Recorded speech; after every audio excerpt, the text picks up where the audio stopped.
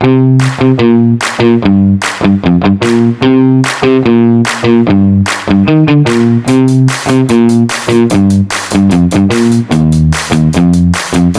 siang, salam sejahtera buat kita semua. Perkenalkan, nama saya Purmanti Padang, mahasiswa Universitas Terbuka dengan NIM 054191841. Pada saat ini saya ingin melanjutkan video saya untuk memenuhi tugas praktik unit 2 dengan mata kuliah Sistem Budidaya Ikan. Pada saat ini saya sedang bersama pemilik kolam tanah dengan Bapak Mester Cibro dari Desa Tinada. Selamat siang Pak, saya ingin mewawancarai Bapak tentang sistem budidaya ikan ini untuk memenuhi tugas saya praktik unit 2 Pak. Perkenalkan, yang saya ingin tanyakan Pak, jenis kolam apa yang digunakan pada saat ini Pak? Jadi kolam kita ini yaitu kolamnya tanah, dari tanah. Kira-kira ukuran kolam berapa ya Pak? Ukurannya ini sekitar 30 kali 70 meter. Dan kedalamannya 1 meter. Lalu jenis ikan yang tersedia yang ada di kolam ini seperti apa Pak? Apakah benih, pendederan atau pembesaran? Ya, ini termasuk jenis ikannya adalah nila dan ikan mas. Dan jenis ikannya adalah ada yang benih dan ada yang pembesaran. Karena kami buat kolam ini sebagai kolam pancing dan juga melayani jual ikan yang besar dengan cara dipancing dan dijaring. Lalu teknik penularan benih dan kepadatan tebar kira-kira berapa ya Pak? Ya, termasuk di kolam ini sekali tebar sekitar 2.500 ikan nila dan emas. Sistem pemberian pakan Bapak menggunakan jenis apa Pak dan bagaimana dosisnya pada saat pemberian makannya Pak? Ya, kami tentu mengasih makan pelet dan juga dulu-dulunya kami beri makan ikan 2 kali sehari, pagi dan sore. Bagaimana sistem pergantian air atau pengolahan air yang Bapak terapkan di kolam ini Pak?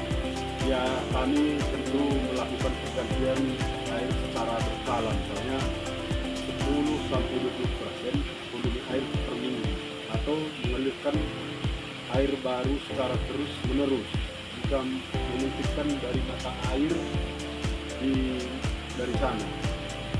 Lalu cara pencegahan atau penanganan penyakit dalam budidaya ikan di kolam ini apa saja yang Bapak lakukan? Ya, termasuk pencegahan yang kami lakukan, tambahkan probiotik ke dalam air dan vitamin C pada pakan ikan secara rutin untuk meningkatkan imunitas tubuh ikan. Lalu penanganannya kami lakukan ya memisahkan atau mengangkat ikan yang terinfeksi atau sudah mati untuk mencegah penularan masalah kecil ikan jadi yang sehat. 2. Mengganti air atau menguras sebagian air kolam dan ganti dengan air baru yang bersih dan mengalir untuk mengurangi konsentrasi patogen di dalam kolam. Oh, berarti selalu di dalam kolam ini pengairan airnya itu selalu bagus ya Pak? Iya. Lalu pengobatannya seperti apa yang Bapak lakukan Pak?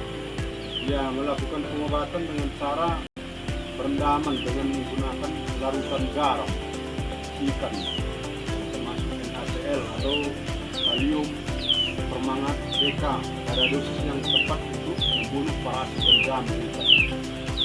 Sejauh ini bagaimana pertumbuhan ikan emas dan nilai di kolam Bapak ini?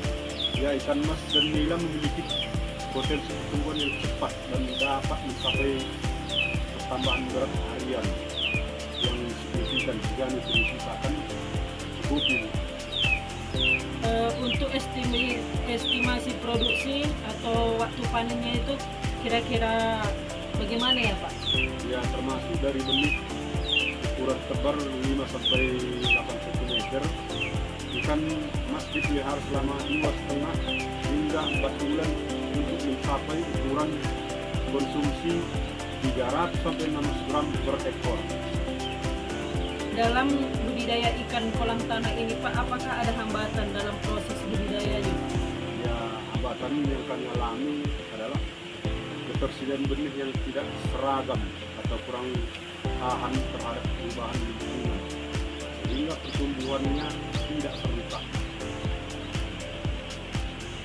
Lalu termasuk perubahan cuaca ekstrim, perubahan suhu yang drastis, curah hujan tinggi, atau kekeringan yang memicu stres pada organisme budidaya. Adakah faktor teknis, lingkungan atau manajerial yang mempengaruhi hasil dalam budidaya ikan ini Pak? Ya, kadang-kadang ada. Lalu bagaimana cara Bapak melakukan perbaikan atau solusi teknis tersebut Pak? Yang pertama kali kami melakukan seleksi benih, menggunakan benih tersebar bersingkat dan yang tinggi, berukuran dia termasuk seragam dan bebas dari penyakit. Yang kedua, menyesuaikan jumlah benih dengan kapasitas kolam agar tidak terjadi persaingan pakan dan penurunan kualitas air akibat sisa metabolisme yang berlebihan. Terus, memberikan pakan berkualitas sesuai dengan biomasa ikan, dosis berkisar 3% sampai 5% dari berat tubuh, dan frekuensi pemberiannya teratur untuk menekan rasio konsentrasi pakan atau termasuk FCR. Pembuatan pematang yang kokoh, kedap air, dan memiliki sistem outlet yang baik untuk memudahkan pengeringan dan pergantian. Berarti sejauh ini benih ikan yang Bapak tebar itu dalam keadaan sehat ya Pak? Iya, sehat sekali. Baik Pak, sekian wawancara pada praktek unit 2 saya ini mengenai sistem budidaya ikan. Semoga dengan adanya wawancara ini dan analisis ini bermanfaat bagi kita dan terutama untuk perkembangan budidaya ikan Bapak di kolam ini. Terima kasih ya Pak. Sekian dan terima kasih untuk buat video saya praktik unit 2 tentang sistem budidaya ikan.